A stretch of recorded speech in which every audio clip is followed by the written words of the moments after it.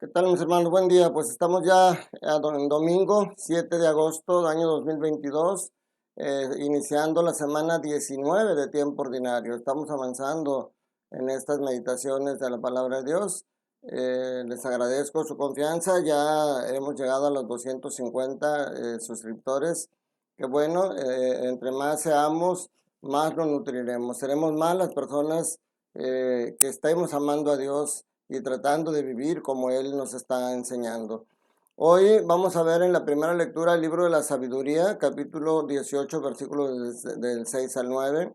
La segunda lectura es de la carta a los Hebreos, capítulo 11, versículos del 1 al 2 y del 8 al 19. Y el Evangelio de Lucas, capítulo 12, versículos del 32 al 48. Sigue el Señor iluminándonos cómo debe ser nuestra caminar en esta vida antes de llegar a la vida eterna. ¿Dónde debemos de poner nuestra atención? La semana pasada nos decía el Señor Jesús, nos decía, la vida del hombre no depende de la abundancia de los bienes que posea. Y eso, de alguna manera, sigue reflexionándolo el día de hoy, porque dice, no depende de los bienes que posea. Yo te pregunto, mi hermano, ¿cuáles son los bienes que tú posees?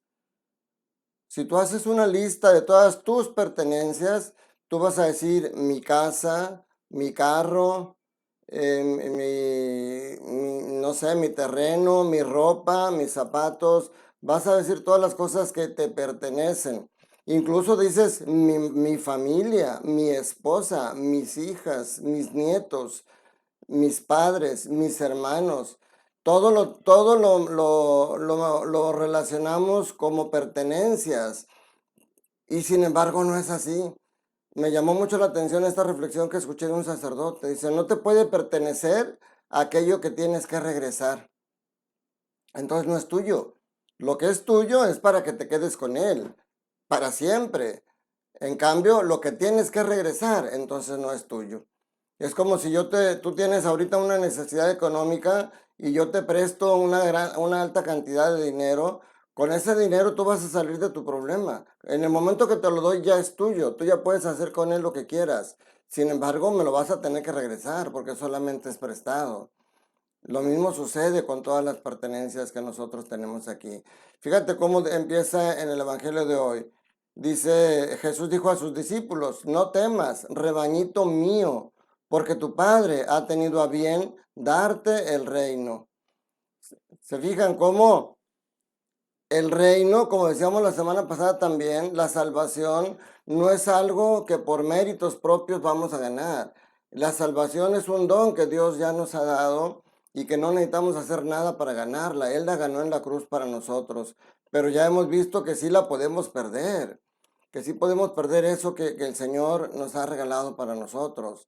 Entonces, si tú reflexionas y dices, las pertenencias que yo tengo aquí, aquí se van a quedar. Cuando yo me vaya, no se van a ir conmigo. Entonces, ¿qué es lo que es verdaderamente mío? ¿Qué es lo que verdaderamente me pertenece y que me voy a llevar? Aquí te tendrías que hacer una pregunta. Cuando tú llegues al final de tu día, de tus días en este mundo, ¿qué prefieres? ¿Ganarlo todo o perderlo todo? Porque, mira, por eso la frase con la que termina el primer párrafo del Evangelio es muy interesante. Dice, donde está tu tesoro, ahí estará tu corazón. O sea, ¿qué es lo que atesoras en este mundo? Nosotros tenemos mente, cuerpo y espíritu. Y en este mundo tendemos más a vivir para nuestro cuerpo. O sea, tú buscas vivir, alimentarte obviamente bien, vivir sano, pero a veces te exageras. Vamos al gimnasio y nos preocupamos por tener un cuerpazo y nos ponemos a dieta para que se nos quite la pancita. Y todo lo hacemos no tanto por salud, sino por vanidad. Y la semana pasada decía, vano es todo eso, vanidad de vanidades. Entonces vivimos alimentando nuestro cuerpo porque todo lo que trabajamos es para eso, para estar más cómodos, para tener un cuerpo robusto, para darle placer a nuestro cuerpo a través del sexo, a través del poder. O sea, pasamos mucho del tiempo de nuestra vida buscando las cosas materiales y corporales. Nuestra mente también la alimentamos, porque, y más los jóvenes de hoy, en mi época cuando nosotros terminábamos de estudiar una carrera, era ponerte ya a trabajar.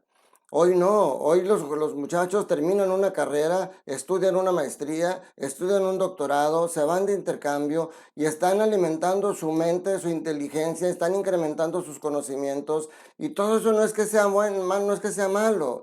El problema es que la otra parte que eres tú, que es tu espíritu, ese es al que menos tiempo le dedicamos.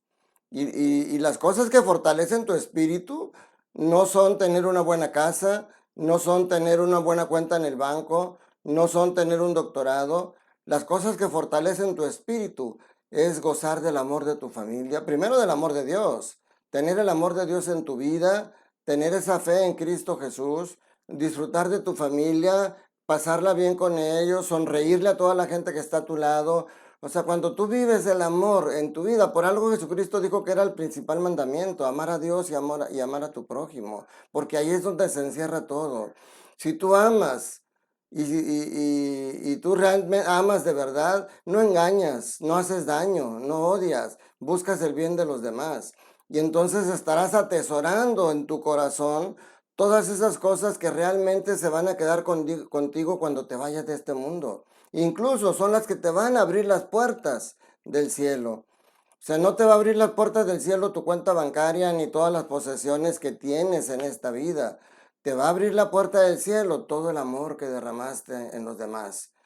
Por eso Jesús dice en Mateo a la hora del juicio final, porque tuve hambre y me diste de comer, tuve sed y me diste de beber. Las pertenencias que tienes aquí son para que las disfrutes, pero también para que las compartas. Por eso dice el Señor Jesús hoy, vende tus bienes o comparte tus bienes y den limosnas, acumulen en el cielo tesoros que no se acaban. Cuando tú llegas al fin de tus días solamente cargado de cosas materiales y de éxitos personales, pero llegas vacío, es como aquella persona que llega al cielo y le dice, mira Señor, tengo las manos limpias, yo nunca cometí pecados graves, tengo las manos limpias. Y Jesús, el Señor le va a decir, sí, trae las manos limpias, pero vacías. ¿Qué frutos conseguiste con todos los dones que te dieron para vivir? Entonces, por eso termina con tres parábolas. Aquí el Señor Jesús, Lucas nos presenta tres parábolas. Una del criado que está al pendiente del regreso del Señor. El Señor no está, se fue a una boda, pero los criados no se duermen o no se ponen a rebanarla, a divertirse. Están al pendiente de que llegue el Señor para abrirle y atenderlo. También nos pone la segunda parábola del ladrón que llega en el momento menos inesperado. Dice, si el padre supiera a qué horas, el padre de familia supiera a qué horas va a llegar el ladrón no le va a mandar un mail o un WhatsApp, oye, hoy en la noche voy a ir a robarte. O sea, el ladrón no avisa, entonces tú tienes que estar preparado todos los días para cuidar tu familia. Y la tercera es el administrador. Hay un dicho que dice, cuando el gato no está, los ratones hacen fiestas. Y este administrador que pone aquí de ejemplo Lucas, es ese buen ejemplo del gato que se va, que es el amo, que le deja el cuidado de su casa y este hace fiesta y maltrata a los criados y se dedica a vivir y a gozar, que al cabo dice, se está tardando el Señor. Y cuando el Señor llegue, el día menos inesperado, lo va a encontrar con todas esas maldades que ha hecho y entonces así le va a ir, así lo van a tratar. Entonces, ese es el detalle. Vamos a pasar un tiempo en esta vida. ¿Cuánto? No sabemos. Tenemos fecha de caducidad, pero esa fecha no la sabemos. Entonces, durante esta vida tenemos que vivir, porque aunque aquí dice, tu padre ha tenido a bien darte el reino, y eso nos lo dice a todos, sin embargo, no todos lo vamos a alcanzar. Miren, la primera lectura nos habla de de la liberación pascual, de la noche en la que el pueblo de Israel es liberado y todos son liberados, son liberados de la esclavitud, todos son liberados de la muerte de sus primogénitos con la sangre del cordero que ponen en la puerta, todos van por el desierto rumbo a la tierra prometida, pero la mayoría no entra. Todas las generaciones primeras, los mayores que salieron de ahí, no entran a la tierra prometida, porque durante todo ese camino se dedican a renegar, se dedican a vivir, a olvidarse de Dios, y entonces no les alcanza para entrar a la tierra prometida. ¿Qué es lo que hace falta entonces para mantenernos firmes? Porque en este caminar tenemos muchas tentaciones, en este caminar tenemos muchas comodidades que el mundo nos ofrece. ¿Qué es lo que tenemos que hacer para motivarnos en seguir el camino del Señor a pesar de las dificultades, a pesar de los sufrimientos, a pesar de todo? Nos lo dice la carta a los Hebreos en la segunda lectura, a través de la fe. La fe que dice aquí es... Miren, para decírselo tal como lo pone aquí, dice, la fe es la forma de poseer ya desde ahora lo que se espera y de conocer las realidades que no se ven.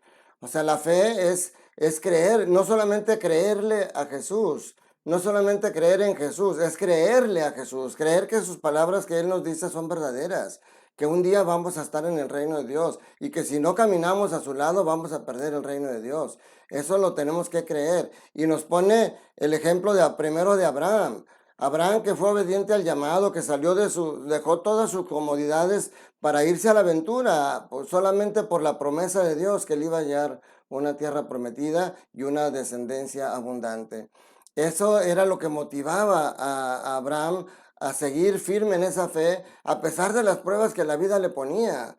Y que según nos presenta la escritura, el mismo Dios le pone la prueba de que le sacrifique a su hijo. Y Abraham sabía que si el hijo ya tenía 10 años y cuando lo tuvo él tenía 100, pues ahorita ya tiene 110. Es más difícil. Si mata a su hijo, el de la promesa, pues va a ser más difícil ahora que tenga un hijo que hace 10 años. Y sin embargo él lo hace porque tiene fe que Dios cumple su promesa y está dispuesto a sacrificar a su hijo, que dice al final de esta lectura, dice, Abraham pensaba en efecto que Dios tenía poder hasta para resucitar a los muertos, por eso le fue devuelto Isaac, que se convirtió en un símbolo profético. ¿Por qué en un símbolo profético? Porque Isaac se le devolvió con vida de ese altar donde iba a ser sacrificado.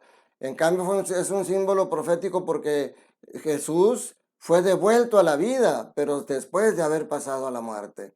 Entonces, es la fe, es saber que es una verdad lo que el Señor nos dice, saber que la promesa del cielo está para nosotros, pero saber que esas pertenencias nos pueden impedir llegar al reino de los cielos. Fíjense, Jesús dice, no temas, rebañito mío.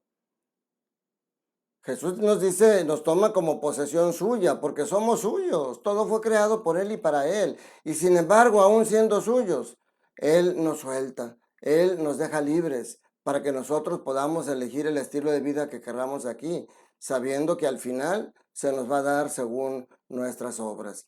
Y nosotros, fíjense, aún hasta en nuestras pertenencias en cuanto a las personas, no queremos desprendernos de ellas. Nosotros sabemos que nuestros hijos son prestados, que nuestros padres son prestados, que nosotros somos prestados en este mundo y un día se nos va a tomar para llevar al lugar a donde realmente pertenecemos. Aquí solamente estamos de paso, pertenecemos al mundo y sin embargo no queremos desprendernos ni siquiera cuando fallece el ser querido. Muere el ser querido y tenemos las cenizas en la casa. Y decimos, yo la tengo porque me siento bien teniendo a mi hermano aquí conmigo, teniendo a mi papá aquí conmigo. Y fíjate que aquí estás fallando a lo que decíamos, a la fe porque lo que tú tienes en tu casa es como si cuando estás velando a tu familiar y está el cuerpo presente, cuando termina el velorio no te lo vas a llevar a tu casa, no puedes. O sea, no, dices, no es correcto. En cambio, la ceniza sigue siendo ese cuerpo, ¿y por qué esas sí te las vas a llevar a tu casa? Tienes que desprenderte de ellas, porque lo que está ahí no es tu hermano, lo que está ahí, por eso decimos, llegas al final de tus vidas y el cuerpo aquí se queda. Lo que te va a dar la entrada al cielo es el amor que viviste con tus hermanos, con tus padres, con tus seres queridos, con tus amigos. Son las experiencias de las buenas obras que hiciste con ellos, todas las sonrisas que repartiste y que cosechaste entre tus amigos y entre la gente. Todo eso es lo que realmente, por eso cuando yo hago la oración de exequial ante las cenizas, yo les digo, que le demos gracias al Señor por el tiempo que le dio de vida a esta persona, pero que hoy lo entregamos, porque lo que era realmente Él no está en esas cenizas. Lo que era Él, que es el amor, que eso es su personalidad, que es su esencia, esa se va con Él en el cielo, pero a la vez se queda contigo en tu corazón. Eso es lo que hace que sigas sintiendo cerca de ti a tu ser querido, no las cenizas. Las cenizas las puedes tener arrinconadas y ni las pelas. En cambio, todo el amor que recibiste, ese está en tu corazón y ese hace que sientas viva la persona junto a ti. Las cenizas hay que desprendernos. Jesús nos dice rebañitos míos y sin embargo no nos tiene a la fuerza con Él. Nos deja ir libres, sabiendo que un día vamos a regresar a Él si tomamos la verdadera decisión de lo que hoy nos pide el Señor. Acumular tesoros para el cielo y no acumular tesoros para esta tierra. Si tú tienes mucho dinero, muchas cosas materiales, cuando mucho vas a llegar al banco. Pero si tienes mucho amor, vas a llegar al cielo. El dinero, cuando lo gastas, se va acabando. El amor, cuando lo entregas, va creciendo en ti. ¿Qué cosas? No es el mismo criterio las cosas del mundo que las cosas de Dios. Las cosas de Dios crecen entre más las compartes. Las cosas del mundo se van acabando entre más las compartes. Pero precisamente por eso dice la palabra que el Señor te da lo suficiente y más para que puedas tener un corazón generoso y compartir con los demás. Podría seguir hablando mucho de esto, pero ya nos alargamos un poquito. Es seguir con el mismo tema que decíamos la semana pasada. O sea, las personas son para amar y las cosas son para usarse. No cometas el error que comete mucha gente el día de hoy, que ama a las cosas y utiliza a las personas. Que la bendición de Dios Todopoderoso, Padre, Hijo y Espíritu Santo, descienda sobre ustedes, sus familias, trabajos y escuelas y permanezca para siempre. Recuerda, Dios te ama. Dios te ama como eres, pero quiere que seas el potencial que hay en tu corazón para que seas el mejor padre, el mejor esposo, el mejor amigo, el mejor cristiano. Que tengas un día lleno del amor de Dios. Te mando un fuerte abrazo.